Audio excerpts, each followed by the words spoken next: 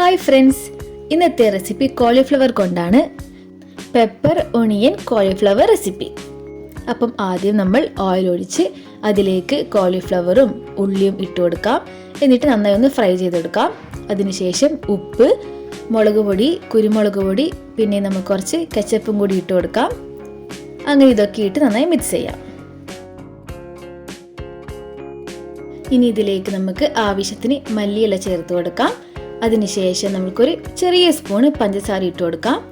പിന്നെ നന്നായി മിക്സ് ചെയ്യാം. ഇനി ആവശ്യത്തിന് കുറച്ച് വെള്ളം ഒഴിച്ചു കൊടുക്കാം. അതിനുശേഷം നമ്മൾക്കിത് മൂടി വെച്ച് കുറച്ച് നേരം വേവിച്ചെടുക്കാം. ഇനി മൂടി തുറന്ന് അതിലേക്ക് കുറച്ച് കുരുമുളക് പൊടിയും അതുപോലെ തന്നെ മല്ലിയിലയും ഇട്ട് നമുക്കിങ്ങനെ ഡെക്കറേറ്റ് ചെയ്യാം. അപ്പോൾ നമ്മുടെ ഈസി ആയിട്ടുള്ള കോളിഫ്ലവർ റെസിപ്പി റെഡി ആയിട്ടുണ്ട്. എല്ലാവരും ട്രൈ ചെയ്ത് നോക്കണം. നല്ല ടേസ്റ്റിയാണ്. വീഡിയോ ഇഷ്ടപ്പെട്ടെങ്കിൽ please like, share and subscribe. By.